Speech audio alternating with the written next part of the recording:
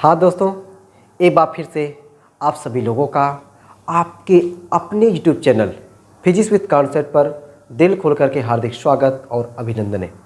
तो दोस्तों, आज की इस क्लास में हम सभी लोग एक प्यारा सा, एक बहुत ही अच्छा टॉपिक, जो टॉपिक का नाम है एक समान वैद्युत क्षेत्र में रखे वैद्युत द्विध्रुव पर लगने वाले बल युग्म का आघूर्ण। बहुत ही शानदार टॉपिक है, बहुत ही मज़ेदार टॉपिक है और बहुत ही इजी टॉपिक है। इस टॉपिक से रिलेटेड आपको क्वेश्चंस भी देखने को मिलेंगे और इसकी थ्योरी तो आपके एग्जाम के लिए इम्पॉर्टेंट तो रखती है। ठीक ना, शुरू करते हैं दोस्तों। देखो भाई, एक समान वैद्युत क्षेत्र। पहले वैद्युत क्षेत्र क्या है? वैद्युत क्षेत्र मैंने क्या बताया? किसी आवेश अथवा आवेश समुदाय के चारों ओर का वह क्षेत्र जिसमें कौनो अन्य आवेश आकर्षण अथवा प्रतिकर्षण बल का अनुभव करता है, वैद्युत क्षेत्र कहलाता है। एक समान वैद्युत क्षेत्र क्या होगा? जहाँ पे वैद्युत बल रेखाएं समान दूरी पर स्थित हो, उसे एक समान वैद्युत क्षेत्र बोलेंगे।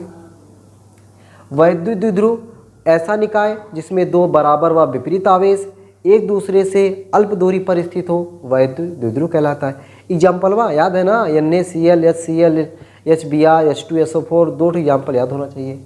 बल युग्म का आघूर्ण। बल युग्म का आघूर्ण क्या होता है? अभी वो बीच में आएगा तब मैं वो चर्चा करूंगा। ठीक है, ये सब चीज़ें मैंने वैद्युत द्विध्रुव, वैद्युत क्षेत्र, एक समान वैद्युत क्षेत्र सब पहले पढ़ चुके हैं ना। अभी बल युग्म आघूर्ण आएगा बीच में, तब वहाँ पे चर्चा करेंगे। देखो कहाँ ये बल युग्म ऐसे ऐसे लग रहा है ना, तब बताएंगे वहाँ पे। तो पहले अपने को ना फिगर मांगता है भाई, एक समान वैद्युत क्षेत्र बन जाए भाई। एक समान वैद्युत क्षेत्र, देखो ये वैद्युत बल रेखा है, ये क्या है? वैद्युत बल रेखा है। और जहाँ पे वैद्युत बल रेखाएं समान दूरी पर स्थित होती हैं, उसे हम लोग क्या बोलते हैं पता है? एक समान वैद्युत क्षेत्र बोलते हैं। ये हमारा हो गया एक समान वैद्युत क्षेत्र, जिसे मैंने लिखा कैपिटल E वेक्टर, इसकी दिशा इधर की ओर है। एक समान वैद्युत क्षेत्र E सदिश है, दिशा इधर की ओर है। इस एक समान वैद्युत क्षेत्र में दोस्तों, इस एक समान वैद्युत क्षेत्र में कोई वैद्युत द्विध्रुव रखा गया है। लो मैंने वैद्युत द्विध्रुव ले लिया, ये मैंने क्या ले लिया? वैद्युत द्विध्रुव। वैद्युत द्विध्रुव जिसके आवेश -q और +q है, -q और +q है, और बीच की टोटल दूरी क्या होती है? 2l होती है।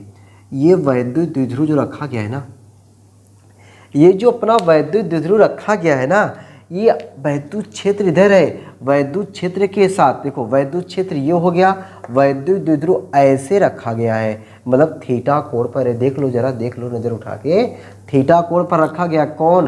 अरे वैद्युत द्विध्रुव। वैद्युत द्विध्रुव वैद्युत क्षेत्र के साथ थीटा कोण बनाते हुए रखा गया है। ठीक है, वैद्युत द्विध्रुव वैद्युत क्षेत्र के साथ थीटा कोण बनाते हुए रखा गया है। तो दोस्तों, इस वैद्युत द्विध्रुव के कितने आवेश हैं? आप कहोगे 2 आवेश हैं। कितने आवेश हैं? 2 आवेश हैं। कौन कौन से? -q और +q। तो जो इनके आवेश है ना, इनके आवेश कहाँ पे रखे गए हैं? वैद्युत क्षेत्र में रखे गए हैं। जब वैद्युत क्षेत्र में कोई आवेश रहता है या वैद्युत क्षेत्र में कोई आवेश जाता है, तो वैद्युत क्षेत्र कहता है मैं हूँ, मतलब मेरे द्वारा तुम पे बल लगेगा। मेरे द्वारा तुम पर क्या लगेगा? बल लगेगा। वैद्युत क्षेत्र के कारण आवेश पर बल लगता है। ठीक है, अच्छा, +q आवेश पर जो बल लगेगा वैद्युत क्षेत्र की दिशा में लगेगा। ये देखो बल हो गया। बल को मैं क्या लिख दूँ? F बराबर हो जाएगा +QE, वैद्युत क्षेत्र के कारण आवेश पर लगने वाला बल। फिर से एक बार देखना जरा, वैद्युत क्षेत्र के कारण आवेश पर लगने वाला बल। अच्छा, ये जो -q आवेश है ना भाई, -q आवेश है, इस पर भी बल लगेगा, और बल लगेगा वैद्युत क्षेत्र के विपरीत दिशा में। क्यों? क्योंकि -q आवेश है। +q आवेश पर बल वैद्युत क्षेत्र की दिशा में। -q आवेश पर जो बल लगेगा, मतलब अगर प्लस पर उधर लगा है तो माइनस पर उसका उल्टा लगेगा। ठीक है, तो माइनस पर क्या हो गया? उल्टा हो गया, वैद्युत क्षेत्र के विपरीत दिशा में हो गया। वैद्युत क्षेत्र की दिशा उधर है, पहले से फिक्स है हो। F बराबर हो गया -QE, F बराबर -QE। ठीक है, तो दोस्तों आप क्या देख रहे हो यहाँ पे कि आपको 2 बल लग रहे हैं, एक बल इधर की ओर, एक बल इधर की ओर। दोनों बल परिमाण में बराबर हैं। QE ये भी है, QE ये भी है। दोनों बल परिमाण में बराबर हैं, लेकिन दिशा में क्या है? समान। परिमाण में बराबर हैं, समांतर हैं, लेकिन विपरीत हैं। ठीक है, एक बल इधर लग रहा है, दूसरा बल इधर लग रहा है, परिमाण में सेम है, 5 न्यूटन ये है, 5 न्यूटन ये है, परिमाण में बराबर है लेकिन दिशा में विपरीत है, तो ये दोनों बल मिल करके एक बल युग्म बनाते हैं। क्या बनाते हैं? बल युग्म बनाते हैं। और वह बल युग्म इस वैद्युत द्विध्रुव को वैद्युत क्षेत्र में लाने का प्रयास करता है।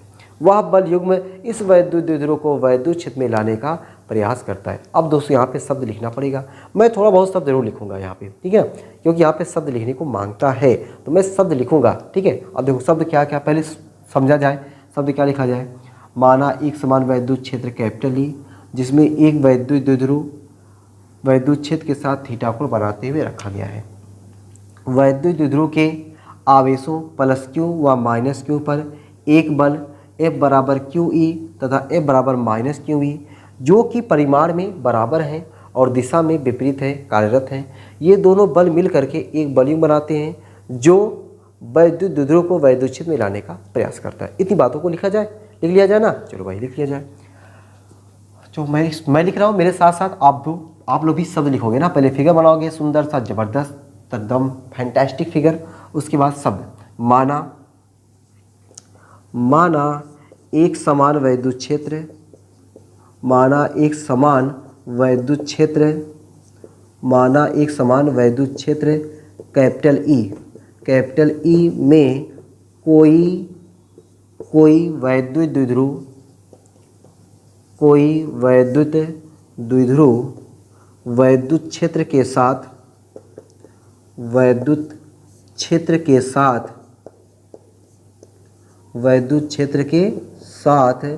थीटा नहीं भाई, थीटा कोण बनाते हुए रखा गया है। क्या किया गया है? रखा गया है। अरे कौन रखा गया है? वैद्युत द्विध्रुव। कहाँ रखा गया है? एक समान वैद्युत क्षेत्र में। कैसे रखा गया है? थीटा कोण बनाते हुए, ठीक है।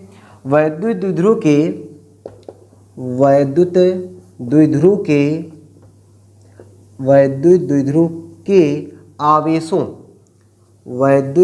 के आवेशों प्लस क्यू व माइनस क्यू पर एक बल F बराबर क्यू ई तथा F बराबर माइनस क्यू ई कार्यरत हैं, ठीक, कार्यरत हैं जो परिमाण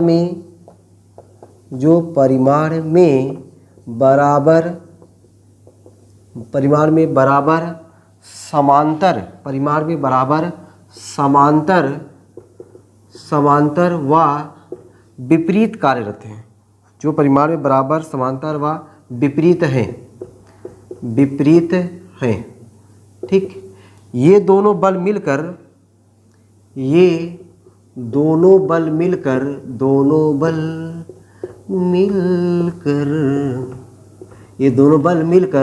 एक बल युग्म का निर्माण करते हैं। एक बल युग्म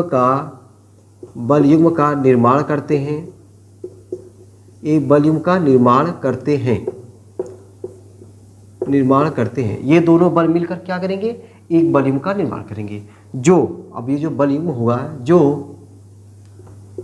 वैद्युत द्विध्रुव को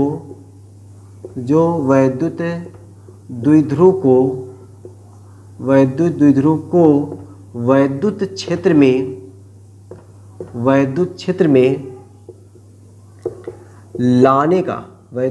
में लाने का प्रयास करता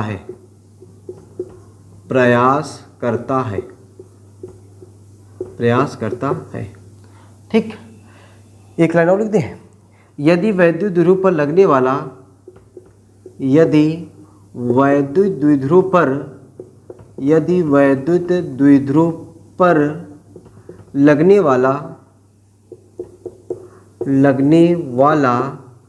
बल युग्म का आघूर्ण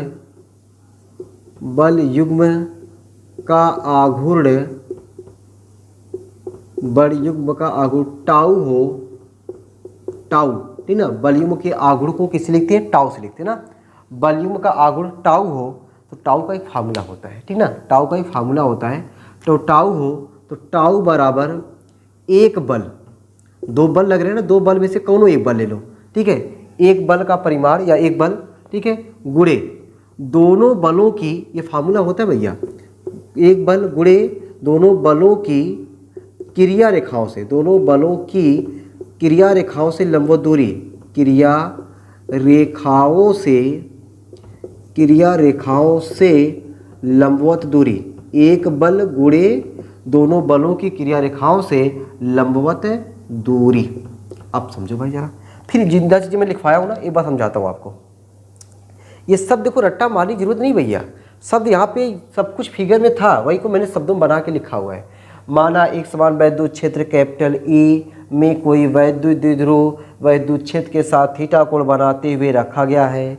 वैद्युत द्विध्रुव के आवेशों प्लस क्यू व माइनस क्यू पर एक बल F बराबर क्यू ई तथा F बराबर माइनस क्यू ई कार्यरत हैं, जो परिमाण में बराबर समांतर व विपरीत है। चीज़ में चित्र में दिख रहा है। ये दोनों बल मिलकर के एक बलयुग्म का निर्माण करते हैं और ये बलयुग्म क्या करता है, वैद्युत द्विध्रुव को वैद्युत क्षेत्र में लाने का प्रयास करता है। यदि वैद्युत द्विध्रुव पर लगने वाला बलयुग्म का आघूर्ण टाउ, इसको टाउ पढ़ते हैं, टाउ हो तो टाउ का फार्मूला होता है एक बल गुणे दोनों बलों की क्रिया रेखाओं से लंबवत दूरी। कक्षा 11 में एक फार्मूला हमने पढ़ा हुआ है, टाउ बराबर बल गुणे क्रिया रेखाओं से, दोनों बलों की क्रिया रेखाओं से लंबवत दूरी, ठीक ना। बल आघूर्ण से दरवाजा खोलते ना, वहाँ पे बल आघूर्ण लगता है, ठीक है, वो कब्जा होता है ना, कब्जे पर खोल लेते हैं, बड़े आसानी से खोल लेते हैं, ठीक है। चलो बस इतना जानो कि बल आघूर्ण क्या होता है, एक बल गुणे दोनों बलों की क्रिया रेखाओं से लंबवत दूरी। अब दोस्तों देखना जरा ध्यान से, यहाँ पे एक बल आप चाहे किसी दोनों बल में से सबका परिमाण सेम है, ये बराबर क्यू ई, इसका परिमाण निकालो, ये बराबर क्यू ई, ठीक। टाउ बराबर तो एक बल मैं लिख रहा हूँ पहले एफ, ठीक है, गुणे क्रिया रेखाओं से लंबवत दूरी। क्रिया रेखा पहले क्या इसको समझते हैं, ये जो बल लग रहा है ना, बल को आगे पीछे बढ़ाने वाली जो रेखा होती है वही क्या कहलाती है, क्रिया रेखा। बल को आगे पीछे बढ़ाने वाली जो रेखा होती है वही क्या कहलाती है, क्रिया रेखा। तो ये देखो बल है, तो ये बल की अगर मैं कहूँ ऐसे, ये क्रिया रेखा हो गई, ये क्या हो गई, क्रिया रेखा। ये बल है, इसकी एक क्रिया रेखा हो गई। तो क्रिया रेखाओं से लंबवत दूरी मतलब यहाँ से ये लंबवत दूरी, अगर मतलब मैं कहूँ, देखो अगर मैं इसको यहाँ तक बढ़ा दूँ, यहाँ तक बढ़ाने के बाद ये ऐसे ऐसे मैं मिला दूँ, ये देखो ये हमारा, ये जो मैं डॉट डॉट बनाया ना, जो मैंने डॉट डॉट बनाया वही ये वाला, ये यहाँ से यहाँ तक, ठीक है। बल्कि इसको मैं ब्लैक कर दूँ क्या, ब्लैक की जगह पे रेड कर देता हूँ, रेड कर देता हूँ। ये देखो ये वाला, ये जो लाइन है, यही लाइन क्या कहलाता है, क्रिया रेखा की लंबवत दूरी। क्रिया दोनों बलों की क्रिया रेखाओं से लंबवत दूरी, इसकी क्रिया रेखा है ये, पहले वाले बल की क्रिया रेखा ये, दूसरे वाले बल की क्रिया रेखा है ये, इनकी लंबवत दूरी ये। फिर से एक बार आओ, पहले बल की क्रिया रेखा ये, दूसरे बल की क्रिया रेखा ये। अब मत देखो कि बल यहाँ पे लग रहा है, बल यहाँ पे लग रहा है, इसका बल यहाँ पे लग रहा है, लेकिन क्रिया रेखा ये पूरा हो जाएगा। अब ये यहाँ से यहाँ तक कहीं भी ले सकते हो, इस बल की क्रिया रेखा यहाँ से यहाँ तक कहीं भी ले सकते हो, इनकी लंबवत दूरी यहाँ से यहाँ तक। आप यहाँ से यहाँ तक भी ले सकते थे ऐसे ऐसे, लेकिन यहाँ से लेने पर ना हमें कुछ मिलता नहीं, ठीक ना, कुछ मिलता नहीं, लेकिन यहाँ पे लेने से कुछ मिलेगा। देखो कैसे मिलेगा, ये थीटा हो गया, ये आपकी दूरी 2l हो गया। अगर हमें किसी भी त्रिभुज में से मैं ये त्रिभुज बनाया, इस त्रिभुज में अगर हमको ये लंबाई पता हो 2l और हमें ये कोण थीटा पता हो, तो इस भुजा का मान हम लोग निकाल सकते हैं कि नहीं, इस भुजा का मान हम लोग निकाल सकते हैं कि नहीं, निकाल सकते। देखो कैसे, मान लेते इस भुजा का मान x है, इसी x का मान हमको निकालना है, इसी x का मान हमको निकालना है। तो हमें देखना ये है कि अगर ये थीटा है तो ये सामने की भुजा लंब हुआ, ये आधार हुआ, ये कड़ हुआ। फिर से एक बार, थीटा के सामने की भुजा हमेशा लंब होती है, ये लंब हुआ, ये आधार हुआ, ये कड़ हुआ। हमको कड़ पता है, लंब चाहिए, कड़ पता है, लंब चाहिए। कौन सा त्रिकोणमितीय अनुपात लगाएंगे, साइन थीटा, ठीक है। तो मैं यहाँ बगल में इसको आपको समझाने के लिए लिख दे रहा हूँ कि चित्र से, कहाँ से भैया, चित्र से ऑब्वियस लिख लेना, चित्र से साइन थीटा बराबर लंब बटे कड़, लंब बटा कड़। लंब क्या हमारा नहीं पता है, नहीं पता उसको हमने क्या माना, यक्स। कड़ क्या है 2l, तो जो नहीं पता उसका मान क्या आया 2l sine theta. 2l sine theta क्या कहलाएगा? क्रिया रेखा से लंबवत दूरी, दोनों बलों की क्रिया रेखाओं से लंबवत दूरी। तो यहाँ पे क्या लिख दे हम लोग, हमने क्या माना, क्रिया रेखा से लंबवत दूरी यक्स, और उस यक्स का मान क्या निकल के आया, 2l साइन थीटा। एफ की जगह पे क्यों ई, यक्स की जगह पे 2l sine theta, 2l sine theta, ठीक है, 2l साइन थीटा हो गया। अब दोस्तों ज़रा देखो, अब कहीं आपने पी के बारे में पढ़ा, पी मतलब पीना नहीं, ठीक है, पी मतलब 2l क्यू पढ़े हैं ना, पी बराबर 2l क्यू, कहीं मिल रहा है आपको 2l क्यू?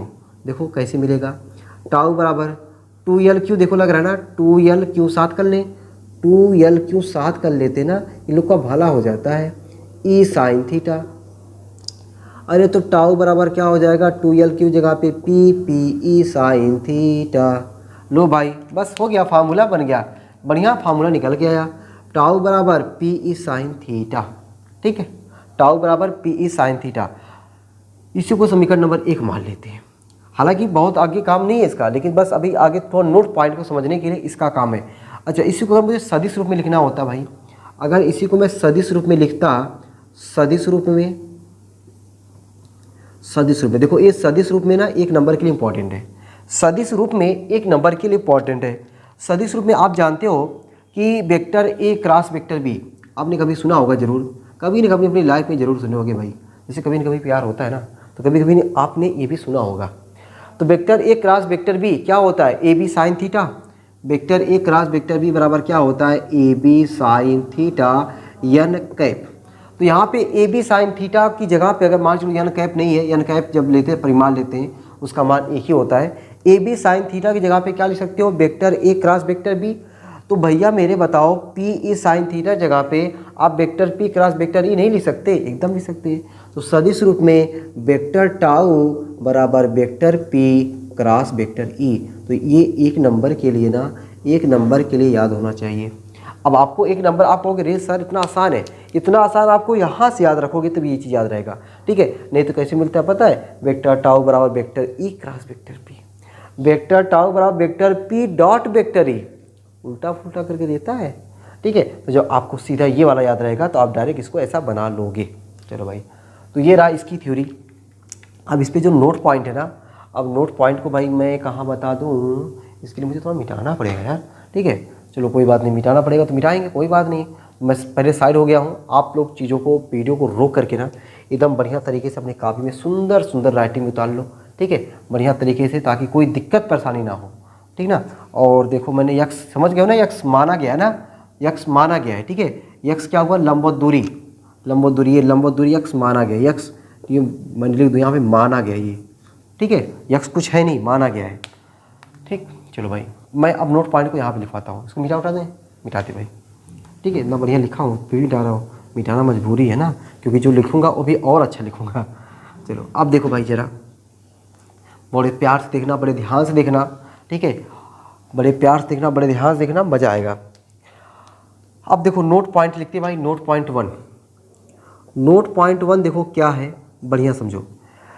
अगर हमारा वैद्युत द्विध्रुव, अगर हमारा वैद्युत द्विध्रुव, अभी क्या जो हमारा वैद्युत द्विध्रुव है, वैद्युत क्षेत्र इधर है, वैद्युत द्विध्रुव ऐसे है, मतलब वैद्युत क्षेत्र के साथ थीटा कोण पर है। अगर ये वैद्युत द्विध्रुव ये ऐसे हो जाता, वैद्युत क्षेत्र की दिशा में होता, तो वैद्युत द्विध्रुव और वैद्युत क्षेत्र के बीच में कोण कितना बना, 0। अगर ये वैद्युत द्विध्रुव ऐसे आ जाता, ऐसे आ जाता, तब वैद्युत क्षेत्र की दिशा में जाता, तब उस दशा में ये टाउ का मान कितना होता, तब उस दशा में लगने वाले बल आघूर्ण का मान कितना होता, वो हमको दिखाना है, ठीक है। यदि, तो नोट क्या लिखे, यदि वैद्युत द्विध्रुव, यदि वैद्युत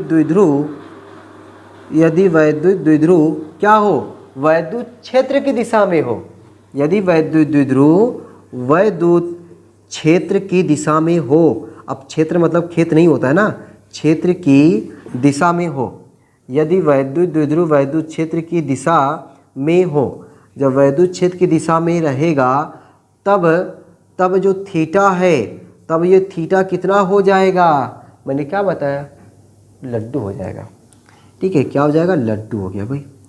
अब देखो, अब ये मनवा का हम यहाँ पे रखेंगे समीकरण 1 से, समीकरण 1 से, इसीलिए समीकरण 1 बनाया, बाकी वो समीकरण 1 का ना बनाना हमारा कोई उद्देश्य नहीं था। समीकरण एक से बताओ टाउ बराबर, समीकरण एक से टाउ बराबर पी ई साइन 0 अंश, साइन 0 अंश का मान 0, पूरा मनवा क्या हो गया 0 हो गया। तो इसका मतलब ये हुआ अगर वैद्युत द्विध्रुव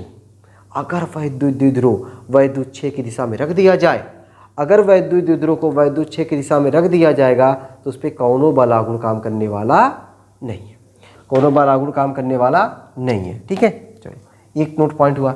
अभी देखो, और अभी तो अब आपके दिमाग में चल रहा होगा ना कि सर अगर वैद्युत क्षय की विपरीत दिशा में रख देंगे तब, भाई माइंड में चलना चाहिए ना भाई, मैंने वैद्युत क्षय की दिशा में रखा तब इतना लगा, अगर वैद्युत क्षय की विपरीत दिशा में मैं रख दूं तब कितना लगेगा। एकदम सर, एकदम देखेंगे वैद्युत क्षय की विपरीत दिशा में ही नहीं, वैद्युत क्षेत्र के लंबवतों रख के देखेंगे, ठीक ना। वैद्युत क्षय की दिशा में रखेंगे और वैद्युत क्षेत्र के लंबवत भी रखेंगे।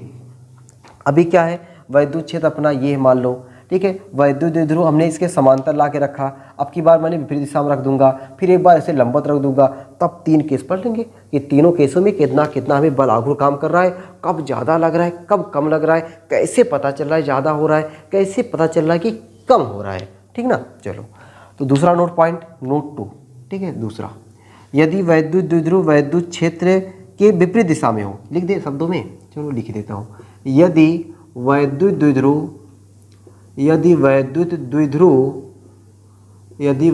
द्विध्रुव क्या हो, वैद्युत क्षेत्र के विपरीत दिशा में हो, वैद्युत क्षेत्र के विपरीत दिशा में हो। अच्छा, पता है विपरीत दिशा में जब होता है ना, विपरीत दिशा में हो तो कोणवा कितना बनता है, विपरीत दिशा में जब होता है ना तो कोणवा कितना बनता है, अरे तब कोणवा हो जाता है 180 डिग्री। मैं इधर जा रहा हूँ, मैं इधर ऐसे से जा रहा हूँ, कोई मेरे इधर की ओर ऐसे से जाए, मैं इधर की ओर जाऊँ, कोई इधर ऐसे की ओर जाए, तो मेरे और इसके बीच में, मेरे और इसके बीच में जो कोण बनेगा, कितना बनेगा 180 डिग्री बनेगा। कितना बनेगा 180 डिग्री। तब भाई समीकरण एक से अब समीकरण एक से जरा देखो, टाउ बराबर पी ई साइन 180 अंश। अब साइन 180 अंश का मान निकालने आता है, अगर याद है तो अच्छी बात है, नहीं याद है तो निकालने सीख लिया करो। देखो 180 sine 90 plus 90, sine 90 plus theta, तो यही पता होना चाहिए कॉस थीटा, कॉस 90 अंश का मान 0। ठीक है, क्या मिल गया 0, लड्डू मिल गया। तो हमें टाउ बराबर क्या मिल गया 0। इसका मतलब है कि अगर वैद्युत द्विध्रुव वैद्युत क्षेत्र की दिशा में है तब भी कोनो बल आघूर्ण नहीं लगा, वैद्युत क्षेत्र के विपरीत दिशा में है तबो कोनो बल आघूर्ण नहीं लगा। अरे तो भैया लगेगा कब, अब देखो तीसरी बार में लगेगा। ठीक है, अब की बार जो मैं लिखवाऊंगा ना उसमें लग जाएगा। नोट तीसरा, अब नोट तीसरा क्या लिखवा दें, यदि वैद्युत द्विध्रुव क्या हो, वैद्युत क्षेत्र के लंबवत हो, ठीक ना। यदि वैद्युत द्विध्रुव, बड़ी आवाज़ आ रही ना, यदि वैद्युत द्विध्रुव वैद्युत क्षेत्र के लंबवत हो, वैद्युत क्षेत्र के का हो, लंबवत हो। अरे लंबवत मतलब क्या हुआ 90 डिग्री, लंबवत हो तब थीटा बराबर 90 डिग्री। समीकरण एक से अरे समीकरण अपना एक क्या है भैया, टाउ बराबर P E sine theta sine 90 अंश। अब साइन 90 अंश का मान पता होना चाहिए। अब दोस्तों आपको साइन 90 अंश का मान पता होना चाहिए, नहीं पता है तो बड़ी मार पड़ेगी, पता है तो बहुत अच्छी बात है। ठीक है, अगर आपको साइन 90 अंश का मान पता है ना बहुत अच्छी बात है, नहीं पता तो खून देंगे यहीं से। चलो, साइन 90 अंश का मान 1 होता है। अच्छा अब देखो एक चीज़ और, साइन 90 अंश का मान जो होता है ना सबसे ज़्यादा होता है, साइन 90 अंश का मान सबसे ज़्यादा होता है, साइन 0 अंश का मान सबसे कम होता है, 0 होता है, और साइन 90 अंश का मान सबसे ज़्यादा होता है, कितना होता है 1 होता है, सबसे ज़्यादा होता है। जब मान सबसे ज़्यादा तो लगने वाला बल आघूर्ण सबसे ज़्यादा, जब मान सबसे ज़्यादा तो लगने वाला बल आघूर्ण भी सबसे ज़्यादा। तो उस दशा में जो टाउ मैंने केवल लिखा है ना उसको टाउ मैक्सिमम लिख दूंगा, क्योंकि सबसे ज़्यादा लग रहा है, साइन 90 अंश का मान 1, टाउ मैक्सिमम बराबर पी ई। अरे बताओ यहाँ से पी बराबर क्या हो जाएगा, पी बराबर हो जाएगा सर टाउ मैक्सिमम बटा ई, पी बराबर टाउ मैक्सिमम बटा ई। अब दोस्तों पता है मैंने यहाँ पे ये क्यों लिखा, यहाँ पे मैंने ये इसलिए लिखा क्योंकि यहाँ से भी हम एक पी की परिभाषा बता सकते हैं। इससे पहले मैंने आपको एक पी की परिभाषा, एक लाइन की परिभाषा बताई है। क्या बताई है? P बराबर 2L/Q। P बराबर 2L/Q दोनों आवेशों के बीच की दूरी और आवेश के परिमाण का गुणनफल क्या कहलाता है? वैद्युत द्विध्रुव आघूर्ण कहलाता है। दोनों आवेशों के बीच की दूरी और आवेश के परिमाण का गुणनफल क्या कहलाता है? वैद्युत द्विध्रुव आघूर्ण कहलाता है। ये रिश्ता क्या कहलाता है? ठीक है, चलो तो यहाँ पे P की परिभाषा यहाँ पे बोल सकते हैं। अब देखो P की परिभाषा कैसे बोल सकते हैं, यहाँ पे देखना भाई। मैंने आपको एक परिभाषा सिखाया था अभी हाल ही में, ये परिभाषा मैंने हाल ही में सिखाया था दोस्तों। आपको क्या सिखाया था कि E बराबर F बटा Q0। देखो मैं क्यों रिलेट कर रहा हूँ, मैं इसलिए रिलेट कर रहा हूँ ताकि जो पुरानी चीज़ सीखी है ना, उससे जब नई चीज़ सीखते हैं ना बड़ा मज़ा आता है। जो चीज़ नीचे होता है उसको एकांक बोलते हैं। यहाँ पे एक आवेश था, एकांक आवेश बोला। आवेश में कौन सा आवेश? परीक्षण आवेश। एकांक परीक्षण आवेश पर लगने वाले बल को वैद्युत क्षेत्र की तीव्रता कहते हैं। अब देखो यहाँ पे E नीचे है तो इसे एकांक बोलेंगे। E क्या है? वैद्युत क्षेत्र है। एकांक वैद्युत क्षेत्र के लंबवत। लंबवत क्यों? क्योंकि थीटा कितना है? 90 डिग्री है। एकांक वैद्युत क्षेत्र के लंबवत स्थित वैद्युत द्विध्रुव पर लगने वाले अधिकतम बल युग्म आघूर्ण को, लगने वाले अधिकतम बल युग्म आघूर्ण को वैद्युत द्विध्रुव का आघूर्ण कहते हैं। ठीक है, ये परिभाषा केवल लिख लेते हैं, बाकी रट्टा मारने की कोई ज़रूरत नहीं है। ठीक है, ये आपको ऐसे ही याद रहेगा। ठीक है, कैसे याद रहेगा? इस यहाँ से आपको बनाना है अपने टूटी फूटी भाषा में, टूटे फूटे शब्दों में। ठीक है, ये नहीं कि जैसे मैंने लिख दिया, जैसे किताब में मिल गया, आप लोगों ऐसे बड़ी हिचकी आ रही है यार किसी को। ठीक है, चलो यहाँ पे देखो क्या हो जाएगा। एक अतः, अतः करके लिखे ना, अतः, अतः करके क्या लिखे? अतः एकांक, एकांक वैद्युत क्षेत्र के, एकांक वैद्युत क्षेत्र के लंबवत, एकांक वैद्युत क्षेत्र के लंबवत स्थित, एकांक वैद्युत क्षेत्र के लंबवत स्थित वैद्युत द्विध्रुव पर, वैद्युत द्विध्रुव पर, वैद्युत द्विध्रुव पर, एकांक वैद्युत क्षेत्र के लंबवत स्थित वैद्युत द्विध्रुव पर लगने वाले, ठीक ना, लगने वाले, अरे क्या लगने वाले, ठीक है, क्या लगने वाले भाई? लगने वाले अधिकतम, अधिकतम बल युग्म, बल युग्म आघूर्ण को ही, बल युग्म आघूर्ण को ही वैद्युत द्विध्रुव का, वैद्युत द्विध्रुव का, द्विध्रुव का आघूर्ण कहते हैं, वैद्युत द्विध्रुव का आघूर्ण कहते हैं। ठीक, ठीक भाई, ठीक भाई, मजा आ गया ना। अतः एक एकांक वैद्युत क्षेत्र के लंबवत स्थित वैद्युत द्विध्रुव पर लगने वाले अधिकतम बल युग्म आघूर्ण को ही वैद्युत द्विध्रुव का आघूर्ण कहते हैं। ठीक है, उम्मीद करता हूँ कि दोस्तों आज की जो क्लास में मैंने आपको सिखाया कि एक समान वैद्युत क्षेत्र में रखे वैद्युत द्विध्रुव पर लगने वाले बल युग्म का आघूर्ण, वो चीज़ें कैसे कैसे डिराइव किया गया है, कैसे फार्मूला आया है और नोट पॉइंट तीनों कैसे हुआ है। अगर मैं यहाँ से आपसे एक क्वेश्चन पूछूं कि सबसे ज़्यादा बल युग्म का आघूर्ण कब लगेगा, तो आप कहोगे जब वैद्युत द्विध्रुव वैद्युत क्षेत्र के लंबवत हो।